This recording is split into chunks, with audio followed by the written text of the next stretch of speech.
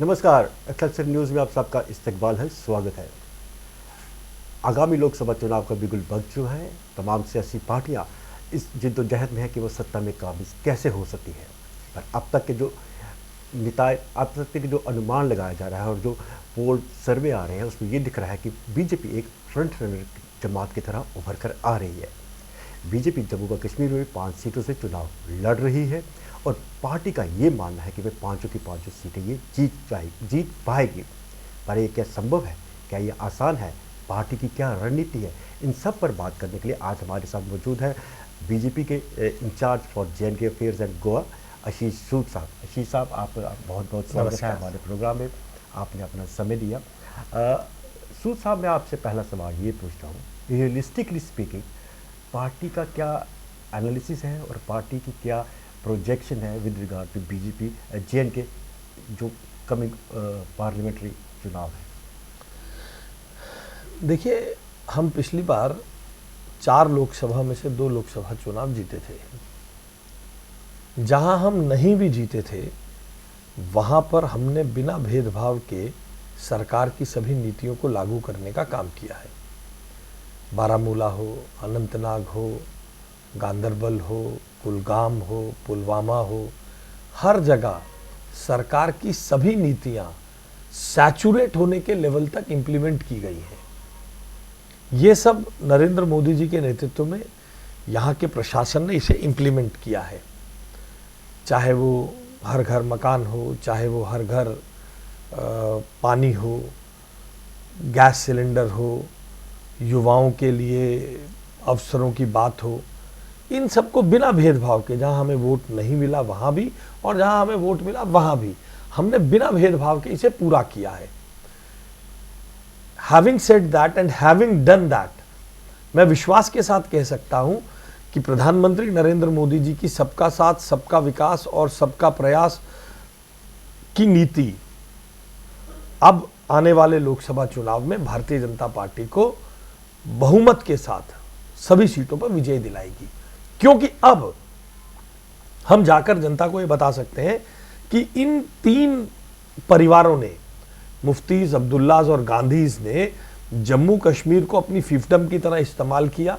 यहाँ के युवाओं को, यहाँ के आवाम को, यहाँ की जनता को, यहाँ के बाशिंदों को केवल लूटा और अपनी प्रजा की तरह इस्तेमाल किया। हम हैं जिन्होंने यहाँ पर पहला मौका मिलते ही डेवलपमेंट का काम किया है। सड़कें बनी हैं, पुल बने हैं, एयरपोर्ट बने हैं, IIM, IIT, मॉल्स, सिनेमाघर, एक सामान्य जनजीवन करने का काम किया है। इस आधार पर हम वोट आज मांग सकते हैं और मैं इसको विश्वास के साथ कह सकता हूं कि हमारे काम पर जनता हमें वोट देगी।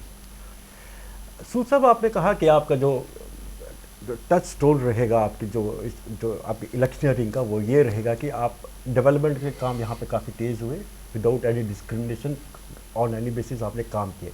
पर क्या आपका ये इशारा है कि जो पूर्व की जो सरकार रही उन्होंने जम्मू व कश्मीर या किसी एक खित्ते को लेकर डिस्क्रिमिनेटरी अप्रोच अपनाई? ये तो पिछले सालों में दिखता ही रहा है। श्रीनगर से चीज़ें चलती थी और श्रीनगर के बाहर पहुंचती नहीं थी। कश्मीर घाटी के भी बाकी जिलों में उसका इम्प्लीमेंटेशन प्रॉपर होता नहीं था। आप देखिए, टूरिज्म को डेवलप करने का काम, कश्मीर को दूसरा स्विट्जरलैंड, कश्मीर को स्वर्ग कहा जाता है, मगर वहां के टूरिज्म को डेवलप करने का काम क्या जम्मू कश्मीर की उन सरकारों ने किया? जिस प्रकार से होटल की इंडस्ट्री डेवलप होनी चाहिए, और कश्मीर ही क्यों, it is the state of Jammu and Kashmir. तो जम्मू में रिलीजियस टूरिज्म के अवसर है, जम्मू एजुकेशनल हब बन सकता था। इनके लिए कुछ काम नहीं हुआ। IIT बना जम्मू में, IIM बना जम्मू में, तो ये तो भारतीय जनता पार्टी की, नरेंद्र मोदी सरकार के प्रयासों से ही बना। उन्होंने तो कभी सोचा ही नहीं। तो बिल्कुल डिस्क्रिमिनेशन करते रहे। अपने घर भरने का काम इन 3 परिवारों ने किया है। 3 परिवारों ने जम्मू कश्मीर को लूटा है और विकास के नाम पर जनता को धोखा दिया है। ये भारतीय जनता पार्टी है जो 10 साल का रिकॉर्ड टूरिस्ट फुटफॉल यहाँ हुआ है, रोजगार के अवसर बढ़े हैं, यहाँ पर बिजली के प्रोसेस बढ़े हैं, मॉल बनने के कारण वहाँ रोजगार के अवसर बढ़े हैं, हॉस्पिटल्स, नए प्राइवेट हॉस्पिटल्स को लाके सामान्य जनजीवन, ये अवसर तो हम ही ने क्रिएट किए, उनमें से किसी ने नहीं किए।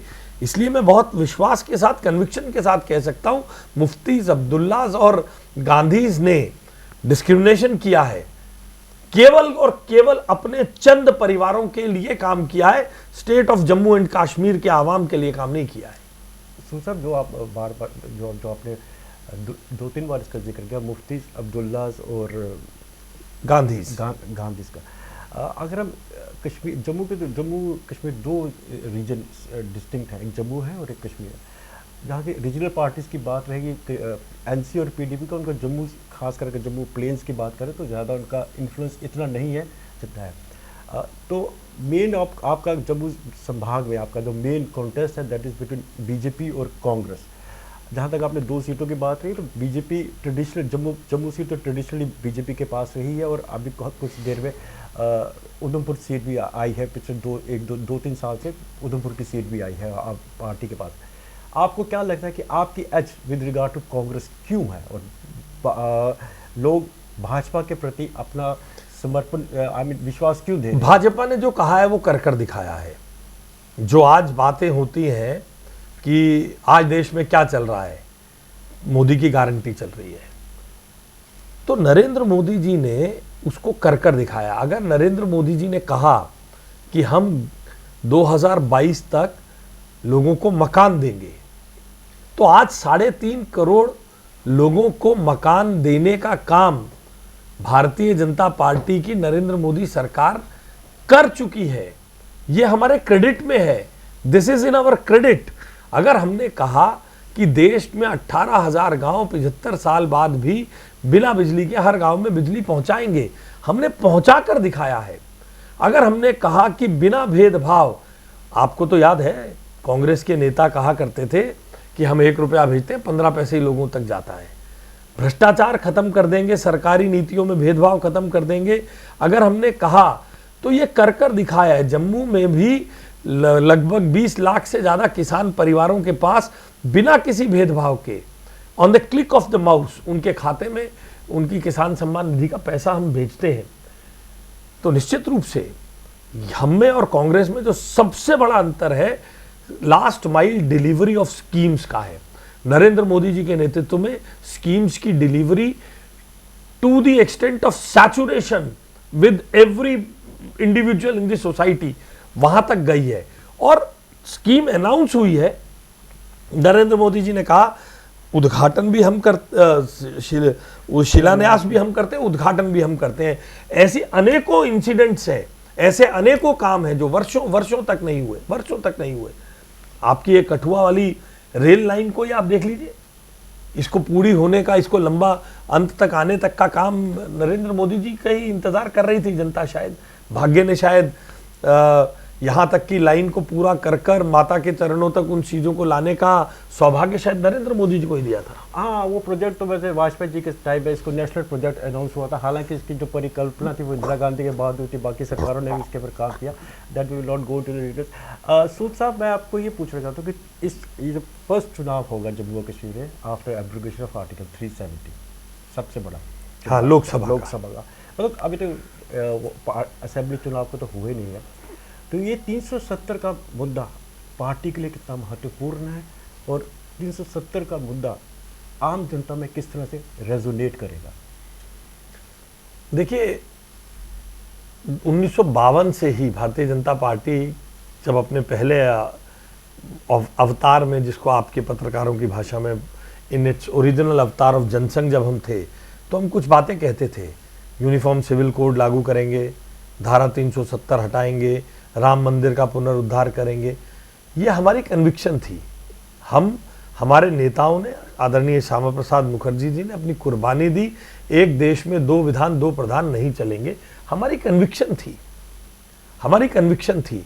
हमने इसे हटाना था। हमारा मानना है कि समाज के विभिन्न तबकों के साथ, गोरखा समाज हो, वाल्मीकि समाज हो, यहाँ की बेटियाँ हों, उनके साथ 370 के कारण बहुत दुर्व्यवहार होता था, और 370 ही सबसे बड़ा कारण था जिसके कारण से देश को तोड़ने वाली ताकतों को प्रश्रय मिल जाता था। तो आज जब पत्थर की जगह युवाओं के हाथ में लैपटॉप है, जब हड़ताल के कैलेंडर की जगह समय पर एग्जाम्स हो रहे हैं, डिग्रियां मिल रही हैं, कॉन्वोकेशंस हो रहे हैं, तो निश्चित रूप से रेसोनेट करेगा, निश्चित रूप से करेगा। मतलब आपका कहना यह है कि आफ्टर एब्रोगेशन ऑफ आर्टिकल 370 यहाँ पे पीस और डेवलपमेंट का प्रोसेस वो ज़्यादा तेज़ी से आया है और जो लोग डिस्क्रिमिनेट हो रहे थे उनकी डिस्क्रिमिनेशन हटी है। देखिए, जनजीवन आसान हो गया। आप कल्पना करिए ना, एक वाल्मीकि समाज की बेटी पीएचडी कर लेती है, मगर उसे नौकरी आप नहीं करने देंगे, उसे नौकरी करने अपने राज्य से बाहर जाना पड़ेगा। अमानवीय था ये, अमानवीय था ये। तो ये जनजीवन सामान्य हो गया, विभेद हट गया, डिस्क्रिमिनेशन हट गया और समाज में तेजी से तरक्की आने लग गई, टूरिस्ट का फुटफॉल बढ़ने लग गया, लोग सिक्योरिटी के साथ रहने लग गए और स्कीम्स लास्ट माइल तक जाने लग गई। सूचना प्रोग्राम के आखिरी लम्हों में एक दो सवाल मैं आपसे करूँगा। पार्टी के लिए सबसे बड़ी जम्मू में संभाग में मान सकता हूँ कि पार्टी की एक ग्रिप भी है, इसमें इसकी रेजोनेंस भी है, लोगों के प्रति झुकाव भी है, जीत सीटें पे 2 बार से निरंतर जीत रही है। सबसे आपके लिए प्रमुख चुनौती रहेगी कश्मीर संभाग में लेकर, जो 99% मुस्लिम मेजॉरिटी एरिया है और बीजेपी को काफ़ी हल्कों में प्रो हिंदू पार्टी माना जाता है और देखा जाता है। मुस्लिम समाज को आपको क्यों लगता है कि मुस्लिम समाज आपके प्रति एक विश्वास प्रकट करेगा? और सेकेंडली, मैं इसलिए फ्रेम कर रहा हूँ क्वेश्चन को, पार्टी ने अभी तक रेस्ट ऑफ द इंडिया में किसी मुस्लिम कैंडिडेट को टिकट नहीं दी है। देखिए, मेरा मानना यह है कि नरेंद्र मोदी जी 140 करोड़ देशवासियों के लिए काम करते हैं। हिंदू और मुसलमान देखकर काम नहीं किया जाता। ये एक इस सरकार ने नया वर्क कल्चर डेवलप कर दिखाया है। मैं इसमें ये कहना चाहता हूँ, हाँ ठीक है, लोगों ने भारतीय जनता पार्टी के जो राजनीतिक विरोधी हैं उन्होंने हमारी छवि ऐसी बनाने की कोशिश की है, मगर 10 साल हमारे ट्रैक रिकॉर्ड के हमारे साथ हैं, नरेंद्र मोदी जी के ट्रैक रिकॉर्ड के हमारे साथ हैं कि कैसे बिना भेदभाव के, मैंने पहले भी आपसे कहा, बिना भेदभाव के, बिना ये देखे ये मुस्लिम है, ये हिंदू है, ये सिख है, ये बौद्ध है, ये पारसी है, बिना भेदभाव के आप वोट दीजिए या मत दीजिए, आप भारतीय हैं, हम सेवा भाव से स्कीम्स को आप तक लेकर आएंगे। ये मुझे लगता है has been instrumental in changing the image of this government and our party. Our party has also walked miles. We have covered miles to reach out to the various sections of society, whether they be religious or other sectors, professionals and others, to explain our position, our commitment to सबका साथ, सबका विकास and सबका प्रयास, सबका विश्वास भी। आपने कहा कि आपकी जो, मैं लास्ट सवाल आपसे पूछा, आपने अपने सवाल में कहा कि आपकी पार्टी ने इस किसी भी तरह से मतभेद नहीं किया, कोई भेदभाव की नीति नहीं अपनाई, चाहे आपने वोट दिया चाहे नहीं दिया। आपने पिछले सवाल में आपने कहा था, प्रजा परिषद का जिक्र किया था, जनसंघ के टाइम से, मतलब जहाँ तक मेरा पर्सनल एनालिसिस है, भारतीय जनता पार्टी को इस मुकाम पे जो पहुंची है भारतीय जनता पार्टी, उसमें जम्मू संभाग की बहुत बड़ी भूमिका रही है, क्योंकि प्रजा परिषद की मूवमेंट ही अगेंस्ट 2 अलग संविधान और अलग निशान को लेकर हो रही थी। पर आप जम्मू संभाग में एक फीलिंग है और काफ़ी आपके प्रतिद्वंदी इस बात को उठाते हैं कि जम्मू संभाग में जो मेन बिजनेस है वो जिसको कोट अनकोट आउटसाइडर्स के पास चला गया है, इसे कहीं ना कहीं बिजनेस पॉलिटिकल तो मैं बात नहीं कर रहा है इस वक्त, as far as the economy and business sense is concerned, वो डिसएम्पावर्ड हुए हैं। तो वो सुबह जो जिसकी इतनी बड़ी भूमिका रही है पार्टी के उतार में, तो वहाँ तक पहुँचने में, तो इस फीलिंग को आप किस तरह से एड्रेस करेंगे? जैसे वो कहते हैं शराब के ठेके बाहर चले गए, बजरी का ठेका बाहर चला गया, रेत का ठेका बाहर चला गया, मेन कॉन्ट्रैक्ट्स बाहर के लोगों को चले गए, तो इस फीलिंग को तो आपको एड्रेस करना पड़ेगा जो आपका डेडिकेटेड वर्कर है। देखिए, ये एक दुष्प्रचार सरकार के खिलाफ चलता ही रहा है। पहले जिस प्रकार से मैंने कहा 3 परिवार अपनी मर्जी से कुछ लोगों पर ये चीज़ दे दिया करते थे अपने पॉलिटिकल फीफडम मानकर, वर्तमान सरकार ने इसको वाइड ओपन कर दिया है। पहले केवल कुछ परिवारों के साथ जुड़े हुए कुछ परिवार जम्मू कश्मीर में इसका लाभ लेते थे।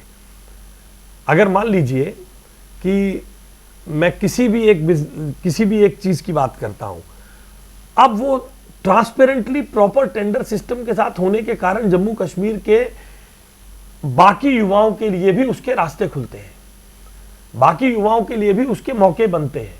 तो मेरा ऐसा मानना है ये एक दुष्प्रचार है। हम इस दुष्प्रचार को लड़ रहे हैं, हम इस दुष्प्रचार को जनता को ये समझाने में कामयाब भी हुए हैं कि देखिए, ट्रांसपेरेंसी आने से, एक रीजनेबल फेयर प्लेइंग फील्ड होने से सबको अवसर मिलता है। ये केवल अपने अपने परिवारों को और उनके साथ कुछ जो लोग मोबिलाइज होते हैं उनको देने की बजाय जम्मू के लाखों नौजवानों के पास वो अवसर जाए। इतनी सारी नौकरियां बटी अभी, कुछ सब इंस्पेक्टर्स और बाकी सब जो भी नौकरी हुई, पहले तो पर्ची पे नौकरी बटती थी, फ़ोन पे नौकरी बटती थी। अब बहुत सारे ऐसे परिवार आपको मिलेंगे जिन्होंने अप्लाई किया और उम्मीद नहीं थी। ट्रांसपेरेंटली नौकरियां जनता के, यहाँ के युवाओं को जम्मू कश्मीर का प्रशासन दे पा रहा है। तो ये एक अपना, इसको काउंटर करने का, इस नैरेटिव को, इस झूठे नैरेटिव को काउंटर करने का हम प्रयास भी कर रहे हैं और अपने काम से भी उसे कर पा रहे हैं।